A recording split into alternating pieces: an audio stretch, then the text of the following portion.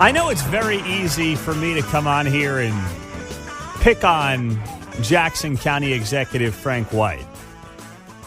We've done it, by the way, with good reason for several months now, as the Jackson County Executive and, of course, former Royals great has done a terrible job managing the county, from the property tax issue to several others.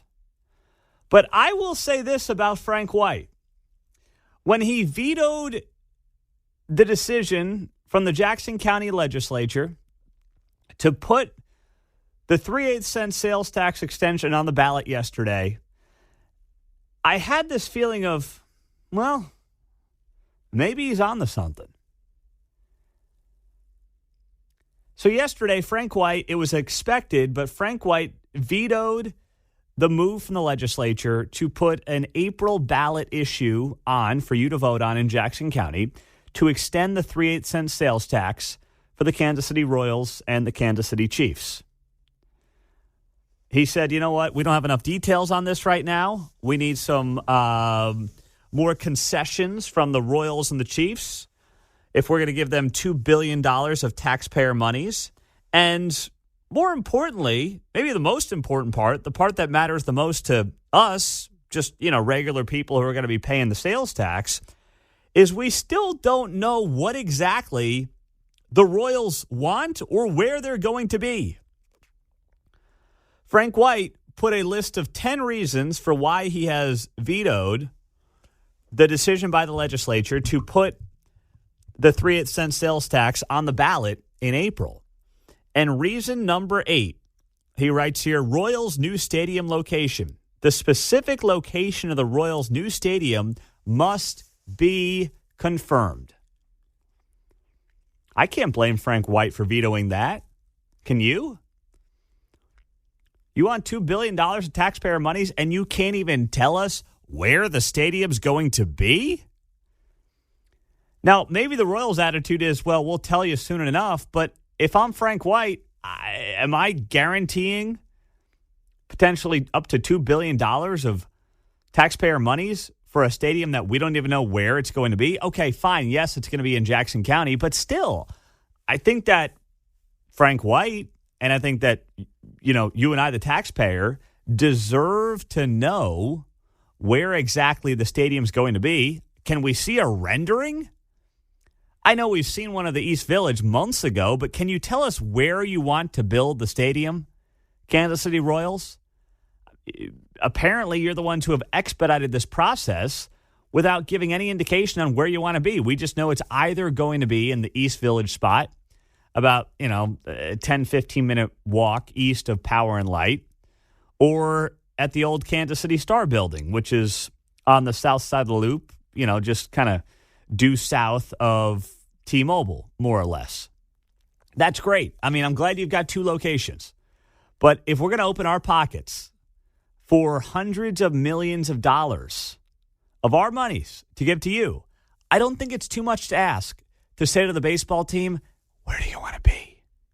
Sorry, I did my Biden whisper. Where do you want to be? Come on, kids. But seriously, where do you want to be?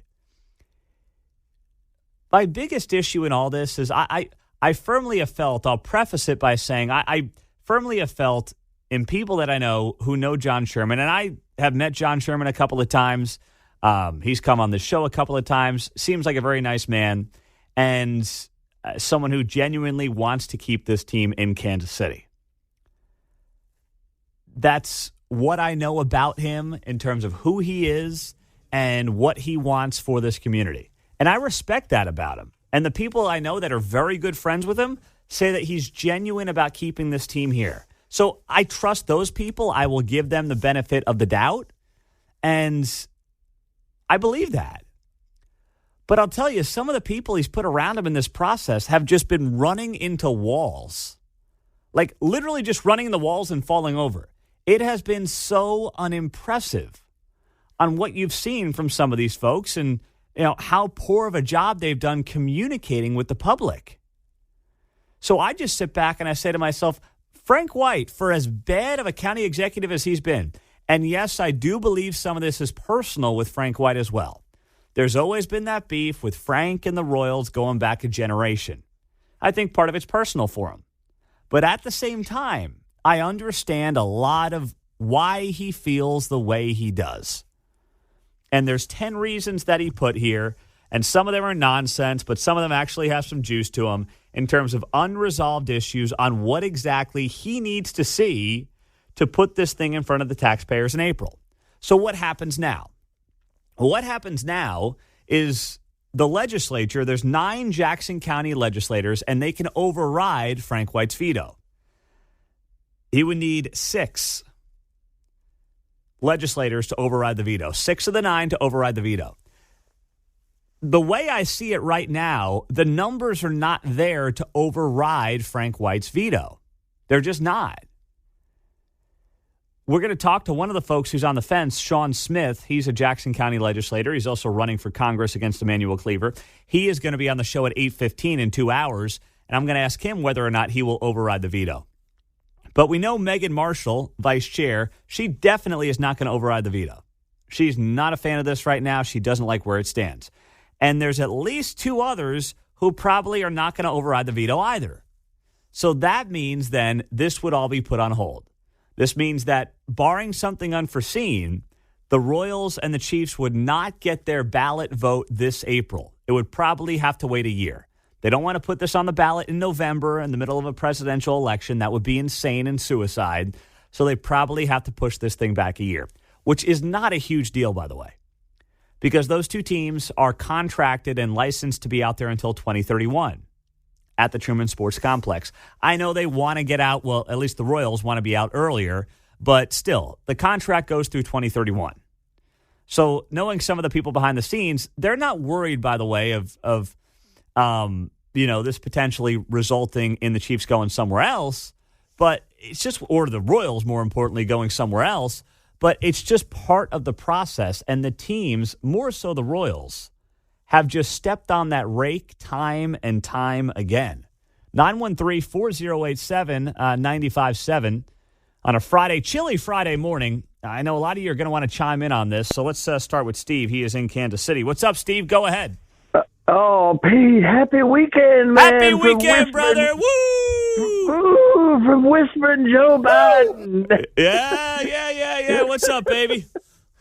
Listen, Jackson County's been through a lot, but they've just got to bite the bullet here and take another one for the team. We're playing a dangerous game. I thought as of last week, everyone was committed to that Kansas City Star printing press site. We know where this thing is going to go. Get it as close to Power and Light as possible so we can make that profitable again. But this ball team's going to be in Nashville if we keep dawdling. And I know Jackson's been through a lot, but this is a community. This is a huge community issue. We know that the money is already being spent.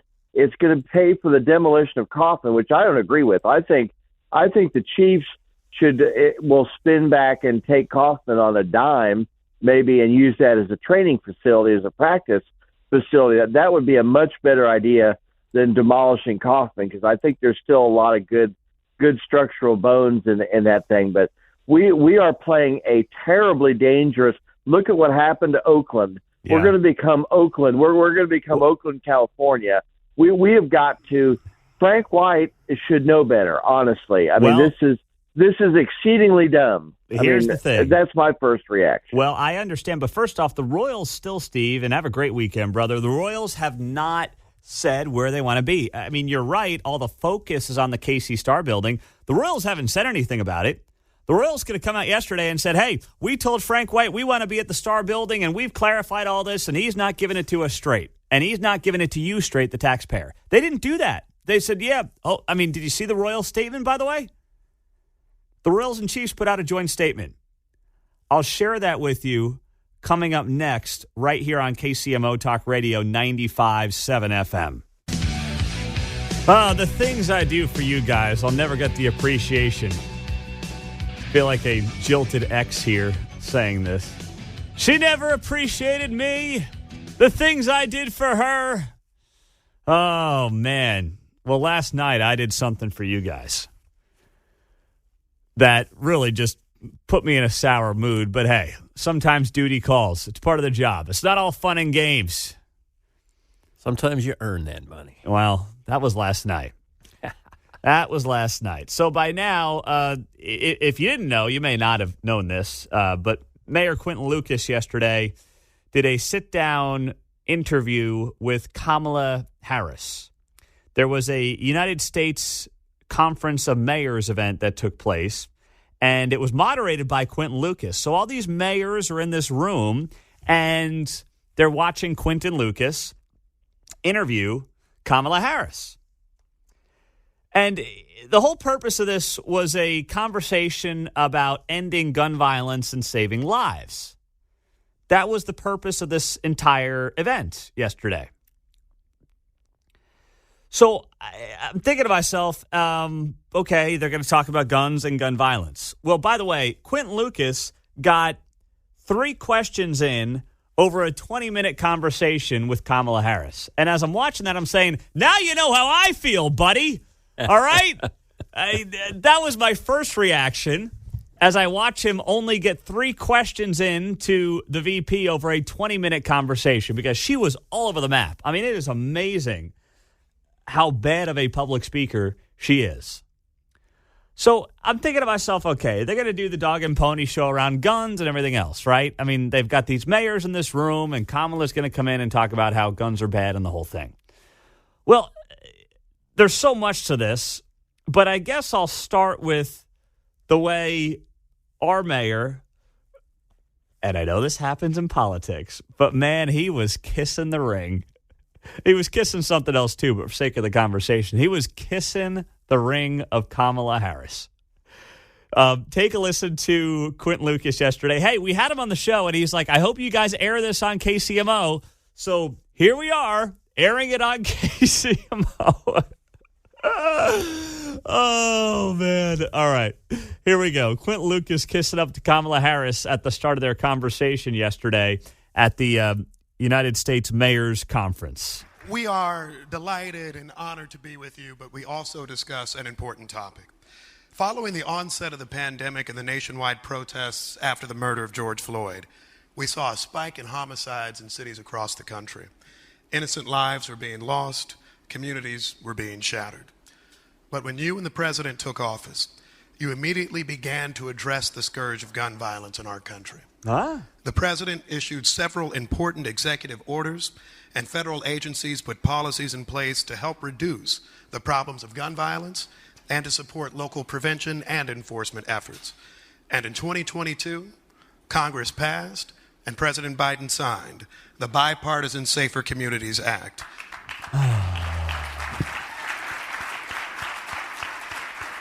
For those who don't know, the first piece of legislation to strengthen our gun laws in decades.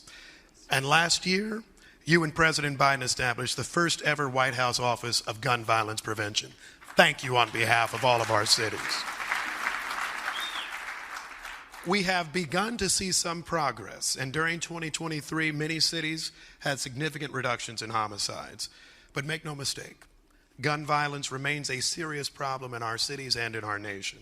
Well, is there something ironic about our mayor hosting this conversation with Kamala Harris, noting rightly that a lot of major American cities had seen a decrease in homicides and gun violence over the last couple of years, whereas Kansas City is coming off a record year for homicides? I don't know. It wasn't lost on me when I heard that part of the conversation. And I do want to note this as well, just so we're all on the same page when we look at the homicide rate in this country. So the homicide rate in this country, and this is data I'm looking at right in front of me here because I wanted to make sure I had the right numbers. All right. The U.S. murder homicide rate for 2021 was 6.81 per 100,000. That was a slight uptick from 2020 when it was 6.42. Now, it did come down in 2022 to right about 6 as I'm looking at my charts here. And then it dipped into the mid-5s in 2023. That is homicide rate per 100,000. But that is still, 2023, that's still the highest rate going back nearly 20 years. And the homicide rate the last couple of years under Joe Biden has been higher than it was any year under Donald Trump. So this notion that we spent all this money, the government passed this whatever bill he's talking about from 2022, and Joe came in and had executive orders, and things are definitely going in the right direction because they've got a White House Office of Gun Violence Prevention, is just comical. It is. Never mind when we're sitting here in Kansas City and we just set a record for murders in this town. So it was what I expected, but I'm not going to lie, it was still painful. So, all right, now let's play the first question here. The first question from Quentin Lucas to Kamala Harris. Here it was. Sorry. That's how I reacted to this entire thing. Here's the first question. Let's go. This past fall, Madam Vice President, you met with over 15,000 students across the country on your Fight for Our Freedoms college tour. What did you hear from them, and what was on their minds? He's gearing up for Meet the Press. All right, here's Kamala's answer of 2 minutes of nothing to do with guns, which is what this whole conversation was supposed to be about. So I started a college tour last fall because, I have to tell you, I love Gen Z. Yes, I know, but I love Gen Z. Why is that funny? Why? What's so funny about that? Why? Gosh, it took her 2 seconds to break out that laugh. Humbling fact to many of us when we realized that anyone who is 18 today, they were born in 2005. Indeed, yes, wow. Mind blown. And this generation, for so many of these issues, it's a lived experience. Think about it. For this generation of who I call young leaders, they've only known the climate crisis. In fact, they've coined a term, climate anxiety, to describe their fears about having children or buying a home for fear that it may be destroyed because of extreme climate incidents. Just wait, stop. I'm so what? Wait, this is a conversation about the administration's efforts to keep Americans safe from gun violence. Quentin Lucas asks Kamala Harris about her college tour, and she's supposed to tie that to gun violence, and we're almost a minute in, and all she's talked about is her love of Gen Z with an awkward cackle, and now she's on how young people are afraid that if they buy a house, it's going to fall into the ocean or, get swooped up in a wildfire. They witnessed George Floyd being killed. They endured a historic pandemic where they lost also significant phases of their educational process. They have, through their lives, and I would ask at the college tour them to raise their hands in these auditoriums. Who of you, please raise your hand, I would ask, had to endure an active shooter drill any time between kindergarten and 12th grade? Almost every hand went up. And in fact, I'd say to the press that was always in the room and the older adults, please take a look and take account of this. Because I think so many older adults don't really understand what our children, the children of our community, have been going through. And also, they, at the height of their reproductive years, Here we go. just witnessed the highest court in our land take a freedom from them to make decisions about their own body, such that they will have fewer rights than their mothers and grandmothers. This is a round. It's like the old meme, sir, this is a Wendy's. This is supposed to be a conversation about ending gun violence. And Kamala Harris just went on for a minute and a half about Roe v. Wade, climate change, George Floyd, and classrooms. the bulk of homicides in this country, right, are happening in high crime urban areas. What that has to do with Roe v. Wade, why young thugs are killing each other on the streets at higher rates than we've seen in a couple of decades, I'm pretty sure it's not because they're upset that Roe got overturned. I'm pretty sure it's not because they're worried about the next home that they're buying falling into the ocean. They don't even have access to buy these homes. This is as out of touch a conversation that I have ever seen. I mean, I thought it'd be bad. I thought it'd be full of just political rhetoric, but this was embarrassing for the vice president. And Quentin Lucas was in large part just collateral damage. I mean, listen, he gets to be on the stage and, do that whole thing and do the dog and pony show, so good for him. But this was way worse than and I knew it would be bad, but this was way worse than I thought it would be. 913-408-7957 as we hit 646 on another chilly morning on KCMO. So I'll have more of it throughout the morning, but just know that I'm doing this for you guys, okay? Yes, Fine, John. Fine, I won't. Oh, gosh. Hold on. I got to see this. There he is. Quentin Lucas on MSNBC. Right in front of me here. Oh, gosh, this is good.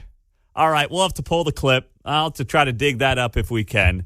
913-408-7957. It's a Friday. It's chilly, but it's still great to be here with you on a red Friday on 95.7 FM KCMO.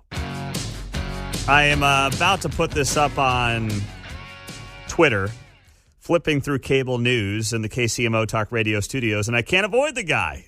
Quentin Lucas on with Morning Joe here in the last couple of minutes, right as we were reacting live to the vice president's comments to the mayor yesterday. It was quite a scene as Quentin Lucas sat down with Kamala Harris to talk about gun control, or really gun violence, ending gun violence. We know we've seen an uptick in recent years in gun violence in major American cities. Now, a lot of cities have seen a downturn over the last couple of years. Of course, Kansas City is coming off a record year for homicides. And Kamala Harris goes on for 2 minutes about, Roe v. Wade, climate change, school shootings. And by the way, school shootings are terrible, but school shootings are not the reason that homicides are up the last couple of years. It's got nothing to do with it. It's not part of the data. And it's just a bunch of other nonsense. It was just truly unbelievable. 913-408-7957. Steven's hanging out, listening on KCMO. Hey. What's up, Steven? How's it going, Doc? It is Friday, Doc. It is good. It's a red Friday, and I'm just trying to stay warm, my man. Most definitely. I think that, I was talking to some pastors last night. One of the things I think is wrong with Kansas City, in particular the urban core, is what they don't hear. They don't hear. They hear one side of the story, and that's why they keep voting like they're voting. Quentin Lucas is not far behind of Kamala Harris. He's proven himself to be a person that does not really care about the community. He cares about making a career for himself. And it's time that we vote politicians in that care about the needs of the people and have the pulse of the people versus their agenda. I don't understand how he got reelected, and I don't understand how Kamala Harris is even still around. I mean, she just, she's beyond stupid to me. That's me, Listen, she has been as disappointing a political figure as you'll find in modern American history. I mean, I think if she was halfway decent, Joe would have stepped aside and announced that she was going to take over the reins and run for re-election. But they can't do that. I mean, she's a disaster. But to the Quentin Lucas point there, Stephen, here's the thing. No one stepped up to run against him. I mean, he had Clay Chastain. It was a joke. Yes, it was. Big joke. And you know what? I was at Emmanuel Cleaver's church this past Sunday. I don't mind saying it. I went there this past Sunday because I took somebody to church. After I got out of my church, I took somebody there because they wanted to go to church. They had this lady here from, she's from secretary or something, whatever it was. She talked about everything but the word of God. And she talked about this all the urban housing and all that stuff. What they got to do with Sunday morning about Martin Luther King? And not that Martin Luther King was that said need to be the subject needed to be about the Lord, but I watched the people as they sit there and they were just eating that stuff up. When that's all you hear over the pulpit is "you a victim, you a victim, you can't get ahead because your skin color." He's a prime example of why the black community keep going backwards like they're doing. You talking about Cleaver or this particular pastor? Cleaver. I was in church Sunday. I was in church this past Sunday. So was Cleaver preaching himself? No, this lady from out east somewhere. She has to be secretary got housing or something, and she was there, and she was the guest speaker. Why was she there on a Sunday morning when people need to hear the word of God? I don't understand that. Well, because here's the thing, Stephen. They're part of the government, and in their eyes, they are your God. There's your answer. Yeah, you got a point. I mean, I hate to be that blunt about it, my man. Hey, have a great weekend, Stephen. You do the same, man. Take care. Listen, I hate to be that blunt, but in the eyes of many of these folks, I mean, they can bring up God and Jesus and all these different things, but in the end, when you read between the lines and hear how they actually talk, they are your God. They're the government. And God has put them on this earth, and I say this obviously tongue-in-cheek, but this is how they view themselves in some capacity. They have been put on this earth to take care of you in the name of God. God is working through governments and then directly through them to help you. Obviously, I don't believe that. That's insane. But in their eyes, I guarantee you that's part of their mindset. I don't have this clip. It would have worked pretty well. But in this Kamala Harris, Quentin Lucas back and forth that we have been playing here and talking about over the last half hour or so, she starts off the conversation. I didn't want you to literally jump out of your car in the middle of the highway, so I left this clip off. But she went on for a minute about how, these mayors, because it was a mayor's conference, these mayors, you're all basically on the front lines. You're doing, the work that needs to be done in communities, and everyone bumps into you in the grocery stores, and you're the face of the city, and, you sacrificing a lot. And I almost threw up in my mouth as I was watching that clip. But it ties into what Stephen's saying. You got people showing up at church preaching about how great the government is. My goodness. Coming up, it is a Red Friday, and we are going to talk to our pal Kendall Gammon and get set for the Chiefs-Bills. Then we got Sarah DeValcanair coming up at 7:30 on KCMO. It is a Red Friday. It's back to being cold, though, if you haven't stepped outside yet. It is 2 degrees here at Corporate Woods in Overland Park. Oh, boy. I broke out the heated vest once again. I had it Monday, Tuesday. Didn't need it the last 2 days. It's back on today. So here we are, trying to stay warm. Getting ready for the Chiefs on Sunday, of course. 5:30 kickoff in Buffalo against the Bills. Cannot wait for that game. This next person is somebody who has, at every turn, proved themselves to be a complete and utter embarrassment. And that person is Florida Congressman Matt Gaetz. Matt Gaetz is the guy who led the way in getting rid of Kevin McCarthy. And not that I'm sitting here as some big supporter of Kevin McCarthy, but let's be honest. Mike Johnson, who has replaced Kevin McCarthy, has not exactly done a bang-up job on a lot of fronts. But Matt Gaetz, for his own personal purposes, because he likes the attention, led the way to oust McCarthy, didn't have any plan, by the way, on replacing him in a House of Representatives that had a very slim majority for Republicans, caused all this chaos, and now we got this guy, Mike Johnson, out of Louisiana, who I'm not convinced is doing any better of a job than McCarthy would have done. So Matt Gaetz, and by the way, from what I've heard about Matt Gaetz, just so you know, Matt Gaetz really just wants to be a TV host or a radio host. He doesn't really want to do Congress, and that's the weird thing about politics now. It used to be people who were in media wanted to then get into politics.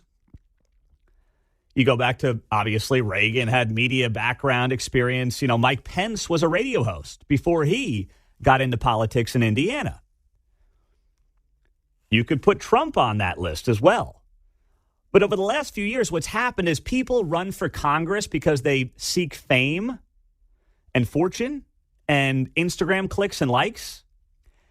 And then they really just want to get into media. They want to get hits on Fox News or CNN or MSNBC. So it's kind of like it's become a reverse trend where you run for Congress to try to become somebody.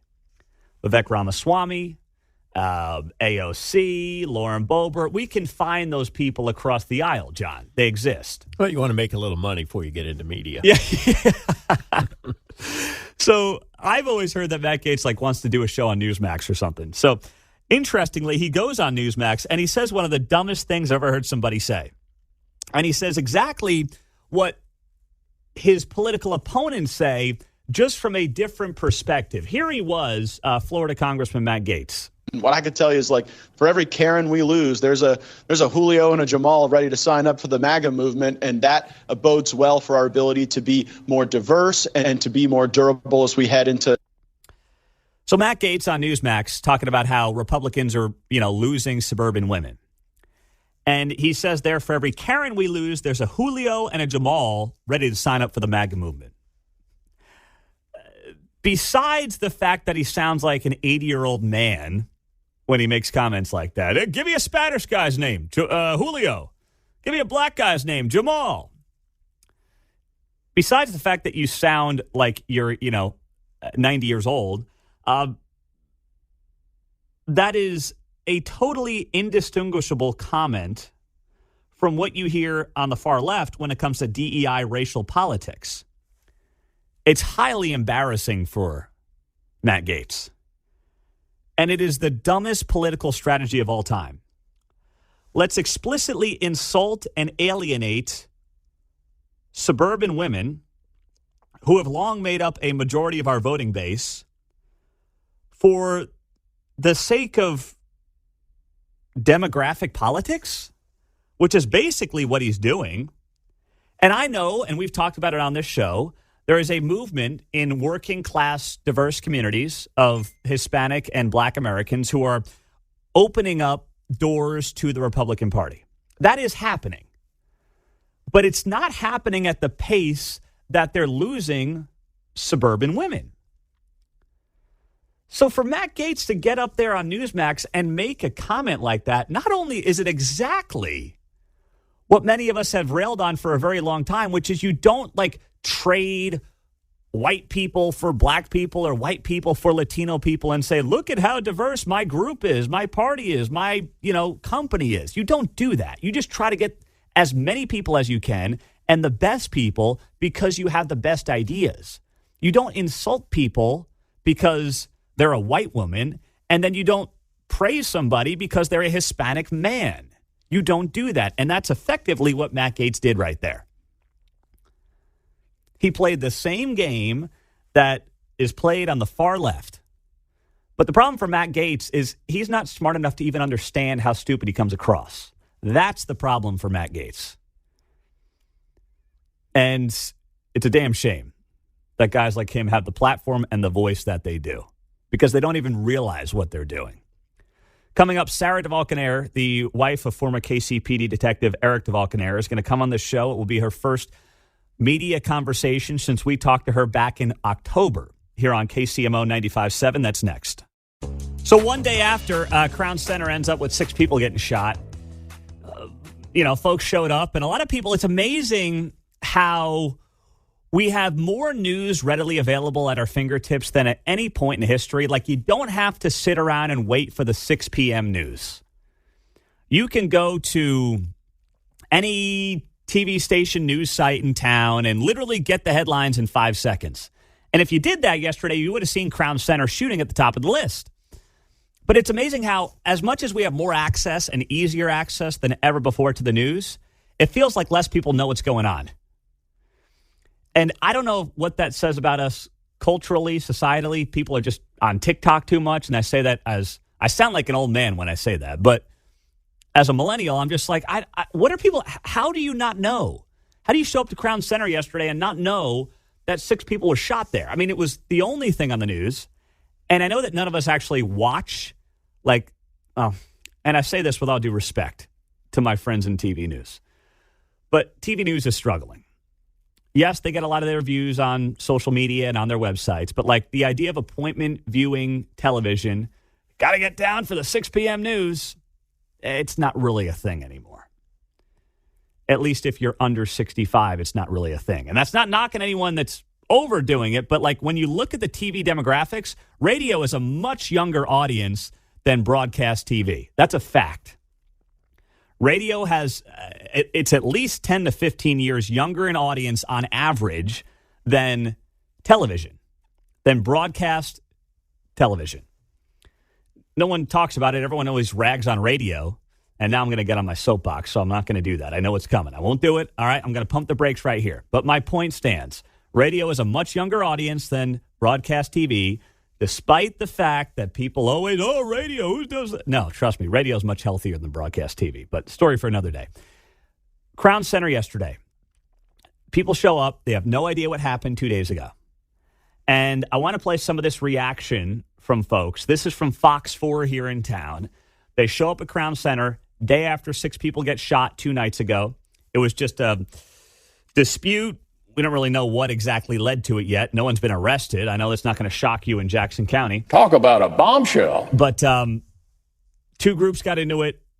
Shots started flying. And people showed up the next day saying, I had no idea. People waiting in line largely unaware of what happened 18 hours earlier. Well, we were going to go eat at Fritz, and they just told us the mall was closed. I didn't even hear about it. I've been coming here for like 3 years, and I never heard of anything happening here. Like, this is very shocking. There's multiple, and again, I don't have the exact number on this. That'll be ironed out. Multiple people that were detained for further investigation, potentially involved in this. But 24 hours later, police have not yet announced any arrests coming out of the situation, described as starting with 2 groups of teens and younger adults meeting in the food court. There was kind of a large verbal altercation that kind of broke out there.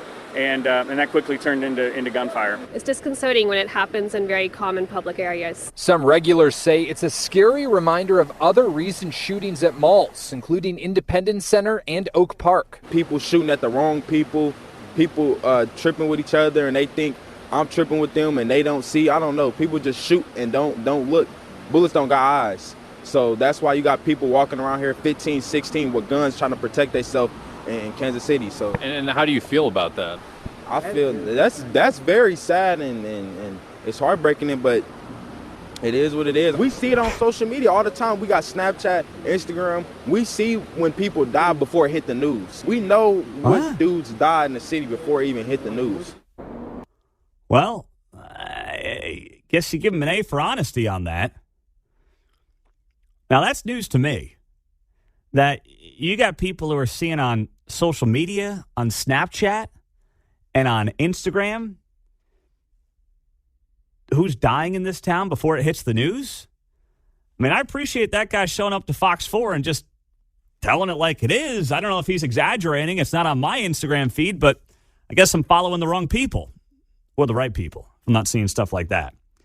But when you hear some of the reaction to people who were down at Crown Center yesterday, I mean, part of me wanted to cry out of sympathy and empathy. And then the other part of me wanted to just bang my head against the wall and kill a few more brain cells. It just kind of depended on, what mood I was in. But I watched that clip probably a half dozen times because it was mind-blowing to me that, one, so many people didn't even know about it. And then, two, the kind of reaction of, it is what it is. We got 15 and 16-year-olds carrying around guns around here. Yeah, that's problematic. And if you think there's a gun law that's going to fix that, you got another thing coming. Yesterday I was on Kansas City PBS's Week in Review, and the show airs tonight at 7:30 on KCPBS, and then again on Sunday morning at 11. And we talked about this. And, of course, there were people on the panel, and you'll see it tonight if you watch, who scream about local control of the Kansas City, Missouri Police Department and how, until we get local control, nothing's going to change, and that's a bunch of nonsense. It's a bunch of nonsense. It's the same thing, and it ties into the Sarah DeValcanair story that we just talked to her about. Lack of proactive policing. Yes, also lack of cops. And the fact that criminals feel emboldened and they are more brazen than ever before because they just don't care and they don't fear anybody in this town. They don't fear the cops. They know the cops are walking around on eggshells, and they sure as hell don't fear the prosecutor because she's figuring out how to pour more cops in jail and trying to figure out how to make sure that the actual criminals are the victims. And as long as that mindset permeates this town as it has, nothing's going to change. I don't care about local control. That's not going to change a damn thing, no matter what any of these, star people or any other media folks in town tell you. It's not going to change anything. I know it's something that they've, been hammering on and riding their high horse about for years, but it's not going to change a darn thing. And the sooner they're willing to admit that and actually listen to people like that in those interviews, tell me why a 15-year-old kid right now packing heat in this town is going to care whether or not Quentin Lucas has direct control of the police department or he's on a board of police commissioners and he's one of 5 votes. Why? They don't even know there was a shooting at Crown Center. You think they care about who's in charge technically of the police department? Please. It is such an out-of-touch response to what is going on in this community. But you know what? Stay in your echo chamber long enough, and that's what you get. Next on KCMO, the news is 2 minutes away. And we got Sean Smith, Jackson County legislator, and Harris Faulkner at 8:30.